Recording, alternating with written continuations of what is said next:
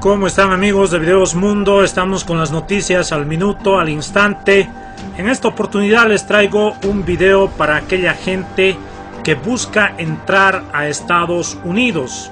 ¿Con qué obstáculos uno va a tropezar de aquí para adelante bajo la presidencia de Donald Trump? Por ejemplo, muchas personas de determinados países solicitan asilo político en Estados Unidos para tener carta de ciudadanía.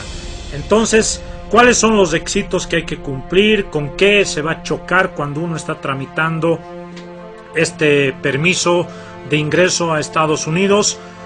Muy interesante la entrevista que se les hace a dos analistas y les invito a que puedan ver y escuchar, y de esa forma ustedes también tener conocimientos acerca de cómo adquirir asilo político en Estados Unidos en la era Donald Trump. Les invito a ver el siguiente video.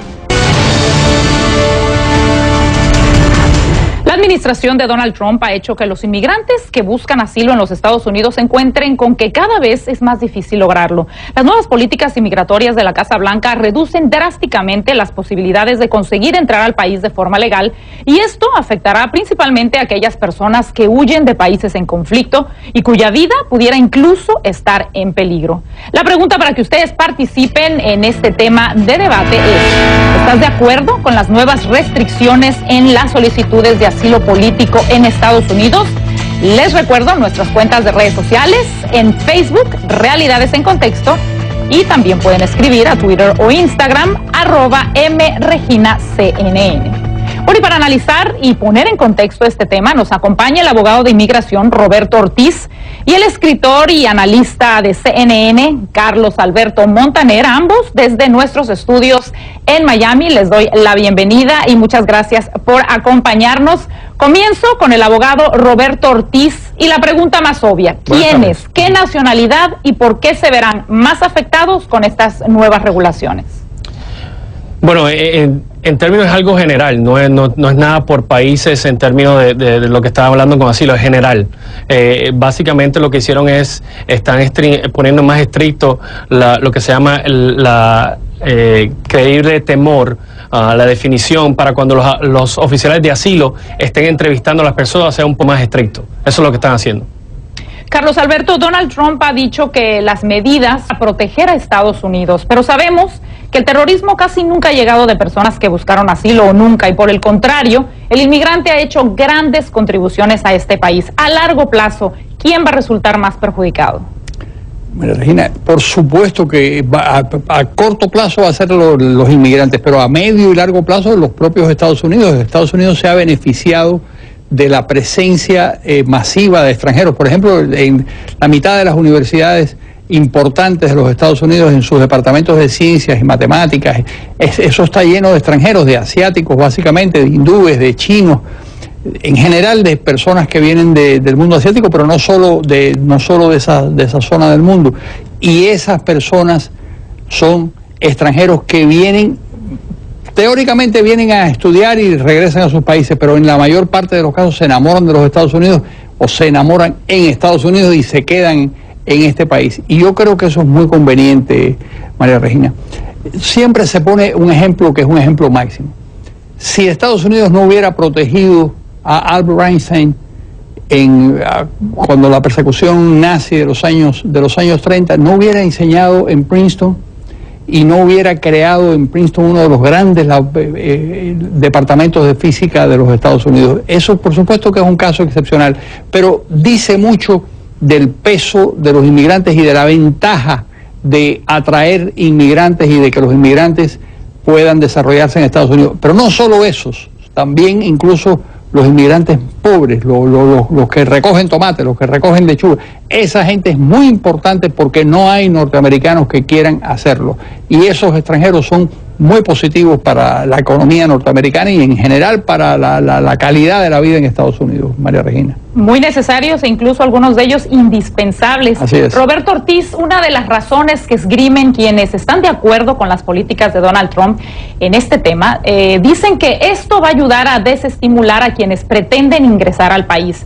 En tu experiencia como abogado, ¿realmente las personas pierden el interés por políticas así?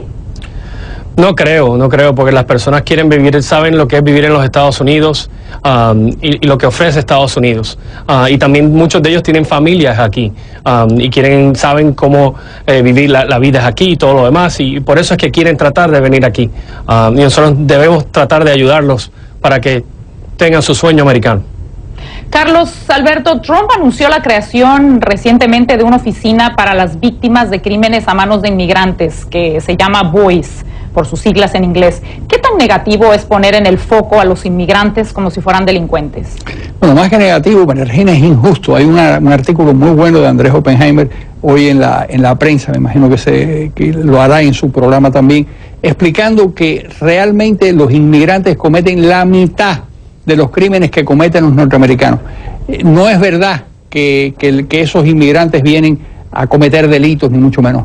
Es el 1.6, si no recuerdo mal, de los delitos, mientras los norteamericanos convencionales cometen el 3 algo, es decir, más del doble de lo que cometen los inmigrantes. Yo creo que eso realmente es un atropello, y es además muy demagógico, que lo que conduce es a apoyar de alguna manera esa supremacía, o los supremacistas, como les llaman en mal español, los supremacistas blancos son las personas que piensan que son los blancos norteamericanos, lo que aquí le llaman blancos, las personas son obedientes de la ley. Eso no es cierto, es realmente falso. Y una de las razones, las dice Oppenheimer en su artículo, es precisamente porque las personas que inmigran tienen miedo, y como tienen miedo a cometer delito y como tienen miedo a ser deportadas, pues se inhiben y tienen un comportamiento muchísimo mejor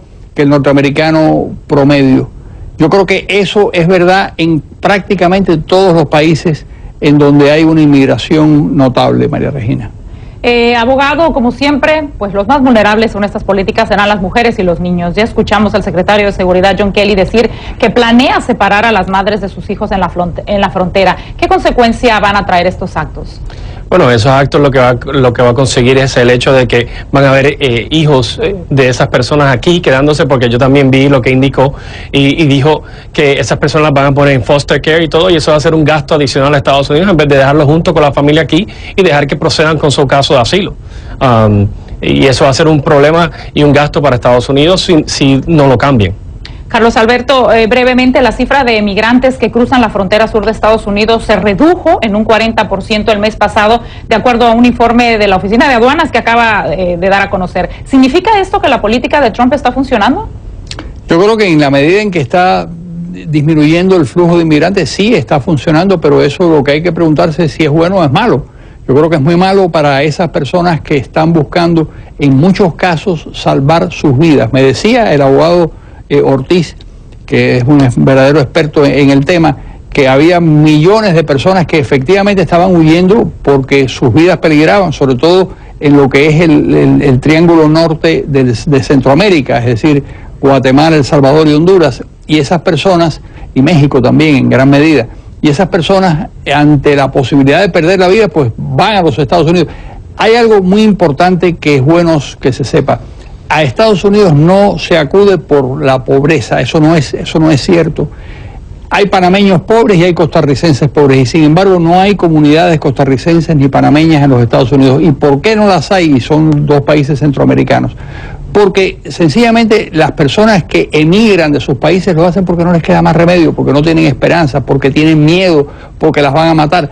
No porque quieran vivir mejor, porque para vivir mejor, por supuesto, podrían ir a los Estados Unidos o podrían ir a Europa, pero lo que más valoran esas personas es precisamente arraigarse en algún lugar, y si no pueden en sus países, pues lo harán en donde puedan. Y por supuesto, la violencia viene disfrazada de muchas maneras. Ese será el reto de las nuevas políticas y de los jueces, que les toque pues saber quién puede tener este asilo y quién no. Muchísimas gracias al abogado Roberto Ortiz y por supuesto también al escritor y analista de CNN, Carlos Alberto Montaner. Un placer haberlos tenido a los dos. Y ahora quisiera leer algunos de los mensajes que ustedes en su casa nos están mandando con respecto a este tema. Carlos Hurtado nos dice, tal vez esto obliga a América Latina a ser mejores en contra de la corrupción y el desgobierno. Ingrid Porras, por su lado, nos dice, todos los países tienen derecho de proteger sus fronteras y deportar ilegales, siempre respetando los derechos humanos. Bueno, estas son algunas de sus opiniones. Nosotros continuamos con el programa.